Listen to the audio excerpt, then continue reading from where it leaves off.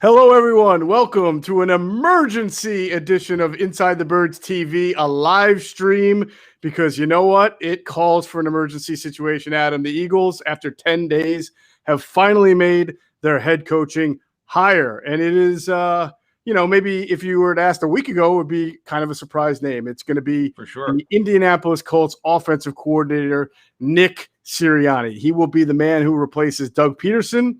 He is the man that is tasked with now leading this franchise and rebuilding this offense and a whole lot more. So we'll get into strengths. We'll get into some questions about it. We'll get into the overall picture as well. But obviously, you know how I like to do the aerial view of this hire in your mind, Adam Kaplan. Yeah, look, you and I had said we strongly felt it would be an offensive head coach to be the Eagles' 25th coach in team history. Nick Sirianni was certainly not the name I was thinking of when they started the search. Quite frankly, you had the report. Correct me if I'm wrong. Was it Monday night? Was it the same day that Peterson got fired? You had heard that they talked to Lincoln Riley. Is that correct? Or was the next they day? placed a call to Lincoln Riley, yes. Okay, so it started immediately.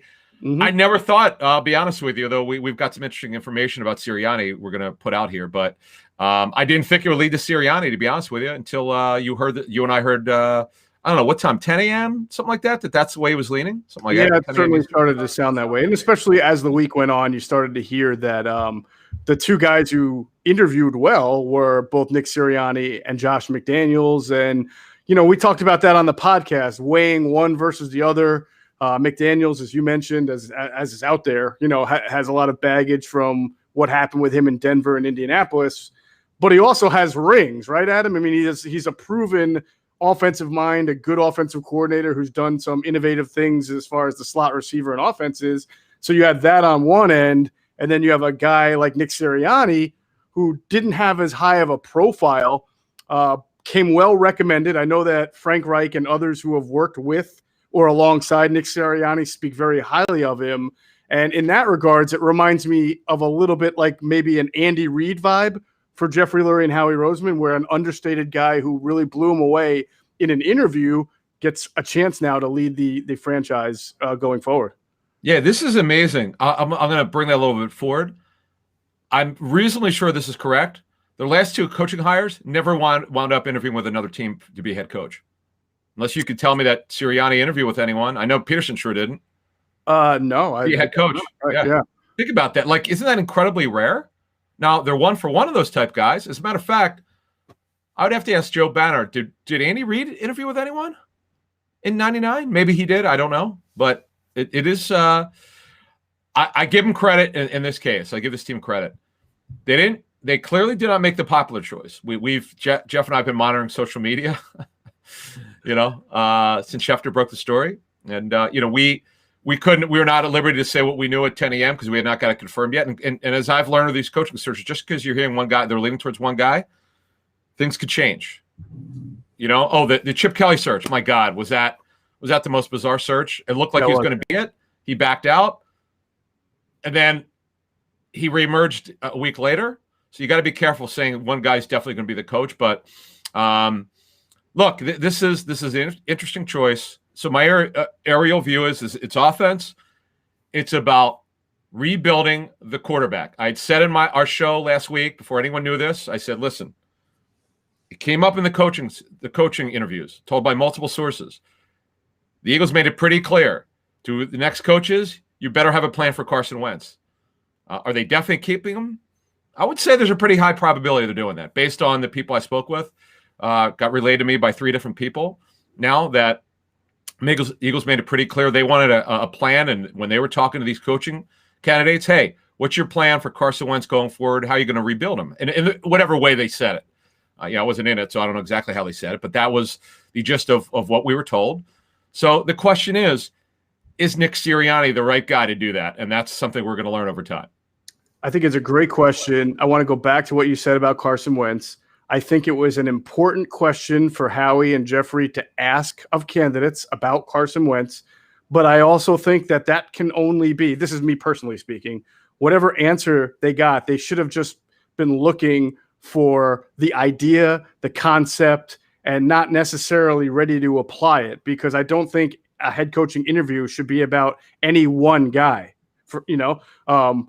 If Carson Wentz decided he was going to come back, but then in the preseason said, you know what, my body's aching, I'm going to retire, kind of like Andrew Luck did, then you have a whole organization, as Sirianni knows from being in Indianapolis, that's that different. has to make a different turn.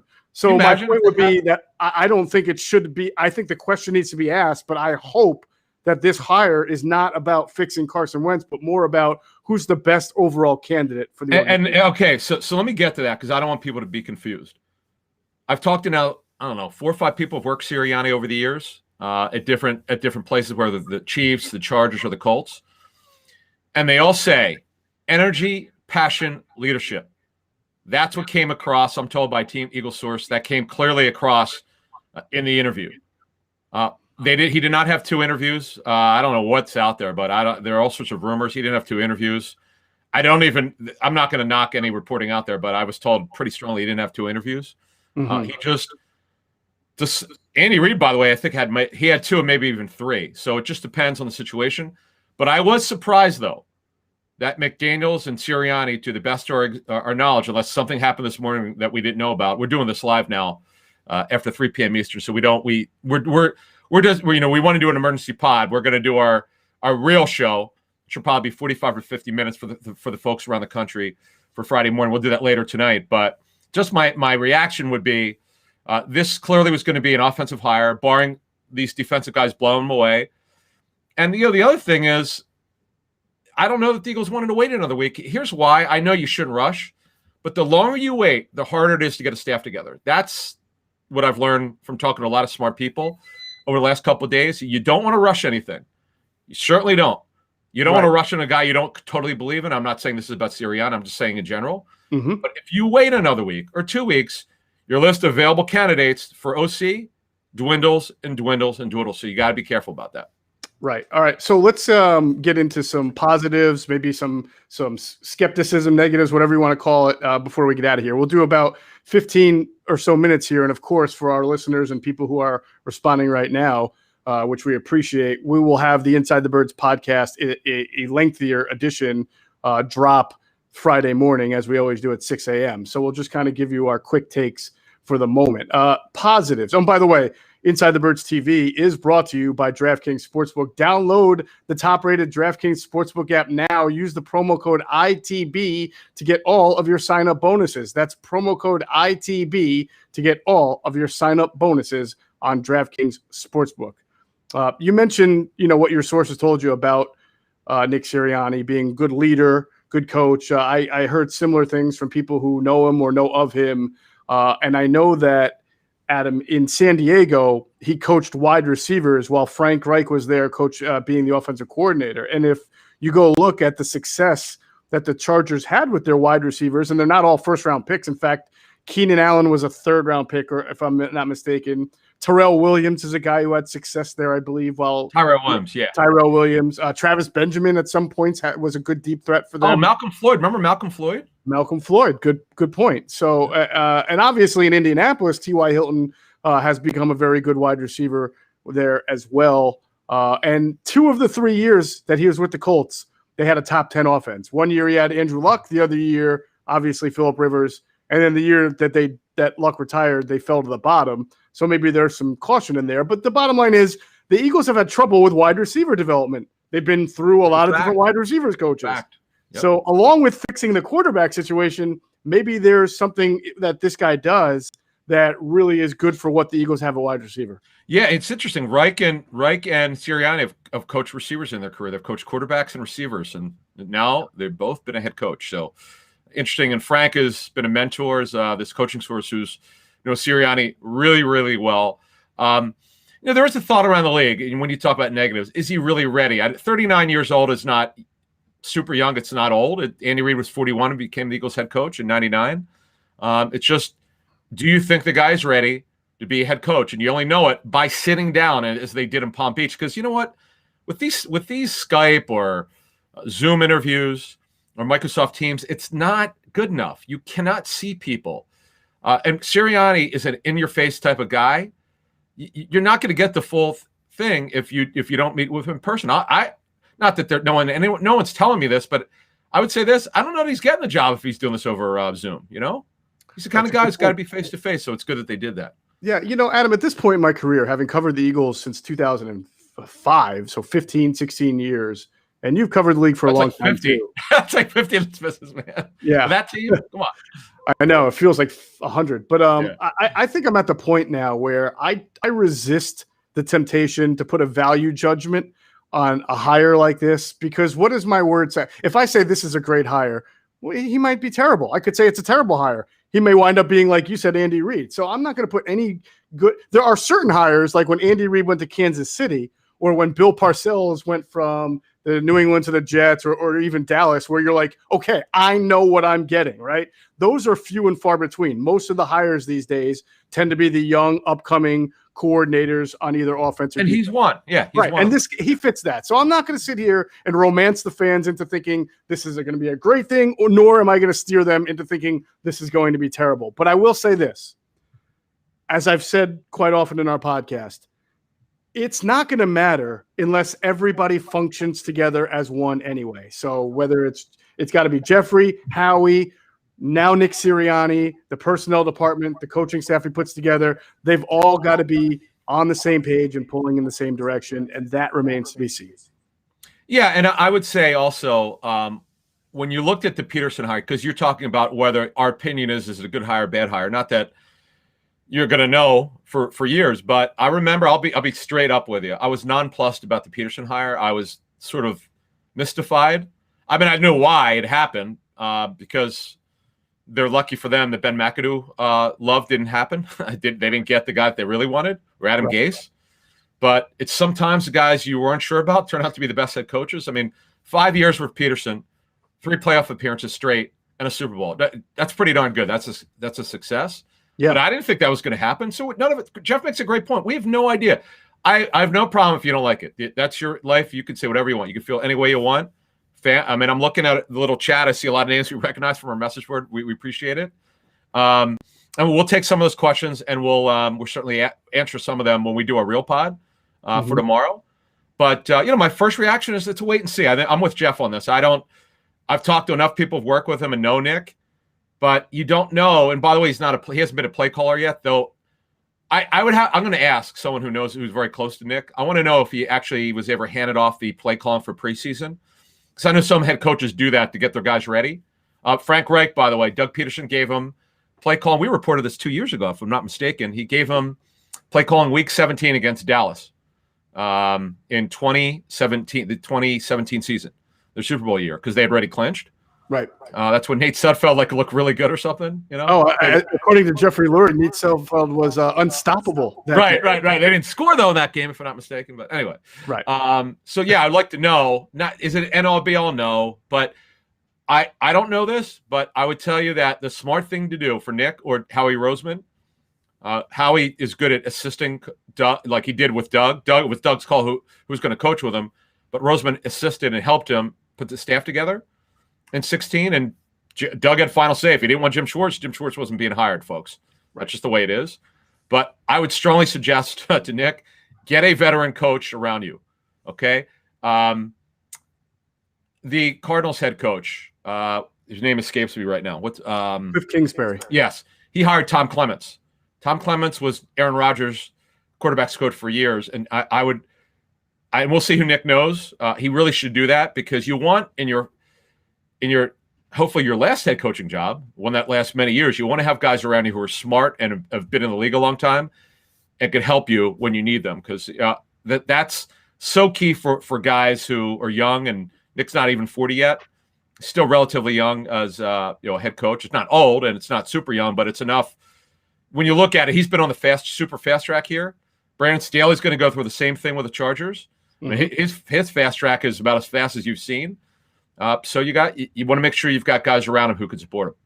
No doubt about it. Speaking of guys around him, obviously you're seeing a lot of comments right now on this chat about Deuce Staley, about his future. Jim Caldwell, perfect. Jim Caldwell is a great name, by the way. Yeah, former Colt. So, but I don't know. I don't think. I'm not. If you can answer, go ahead. But I don't think there's enough time right now to understand or know what Deuce Staley's role is going to be. How he feels about this. Is it potential that he might be disappointed and not want to be with the team, yeah, I wouldn't surprise me, but you never know. We'll see what his relationship is with Nick Sirianni, and perhaps, again, Jeffrey has vouched for Deuce Staley with other coaches in the past, so perhaps he'll continue to have a role here. Yeah, and he's on a contract, so it's just a matter of, do you want him around? The answer should be yes. Obviously, they love Deuce. And how does he feel about not getting the head coaching job? That's something he's going to have to deal with personally. But talk about a great support staff. If he could keep Deuce Staley around, okay, as a run backs coach. By the way, also assistant head coach. Right. If they keep him and Deuce wants to stay, he should keep that tag because of his presence with the organization, being beloved as he is. You and I have talked about this now for a couple of years. We know our fans, our listeners, love Deuce. So we'll see how that works out. But some of the veteran staff, if Jeff Stoutland comes back, that's still up in the air as we speak here. Whether he comes back, he's got other opportunities. So Doug Marrone looks like he was going to be the offensive line coach with Alabama because, by the way, Bill O'Brien and Doug Marrone are best friends. I'm sure that has something to do with it. We should probably let people know that if it's not out there. So if Doug goes there, that's probably why. If Marrone goes there, but if they get Stoutland back, that would be huge. Justin Peel's a really good tight ends coach. See, that's the thing here. Sirianni should have control of his coaches. He should be able to look at, okay, tell me who the good guys are on the staff. Whoever his agent is should have names. And he should know, going into this, Jeff, hey, you know what? I know who the good coaches are in the National Football League. Right. He should know that. You would hope that he has the ability to bring in good names and that Jeffrey or Howie, I should say, Howie Roseman. Howie Roseman's there to help, but you would love to hear that Nick Sirianni already has a good staff assembled and good quality, capable guys in mind. And of course, we'll be following that for the next week or so. And however long it takes for him to round out his staff, we'll be on top of it. And we'll have more in tomorrow's Friday morning's Inside the Birds podcast. So make sure you're checking out our podcast on any major podcast platform and also on YouTube. You can see it there as well. Any final thoughts on this, Adam, before we get out of here? No, I've seen a lot of the comments. They're certainly mixed. I understand fans who want to Deuce. I get it. Yep. But we're not going to. I'm not going to give out who I know or I've heard on the. I want to get it confirmed first. I try not to throw shit out there. It's pointless. I don't need to be first. I need to be right. Right. So we have an idea where the coaching staff is going, but I want to make sure it's correct. So we'll give you whatever we have on that, and it's going to be an interesting couple weeks. And then and I'll tell you what, it's very big for the personnel staff because they got to know. Most, if not all of them, don't know this coach. So they got to know about offensive, defensive schemes. We reported a month ago or 3 weeks ago that if Peterson was the head coach, they were open to changing schemes as long as it fit the personnel that they have. Mm-hmm. So we'll see. And we don't know about this head coach in terms of what he wants in terms of schemes. So that'll be interesting. I kind of know from coaching sources with the Colts what kind of scheme he's going to bring in. So we'll talk about that on tomorrow's pod. Be careful what you read out there. I've seen some of it already is not correct. I'm not going to slam any reporters. People always trying to be first, not be correct. You got to be correct first, folks. That's the law of journalism. But anyway, it's my pet peeve. No problem. It's a good pet peeve. If you want to read more about Nick Sirianni, the new Eagles head coach, go to our website, InsideTheBirds.com. Check out our story. He actually has a pretty interesting young coaching career and also as a college player. So check that out as well. Ooh, did you freeze, Jeff? TV.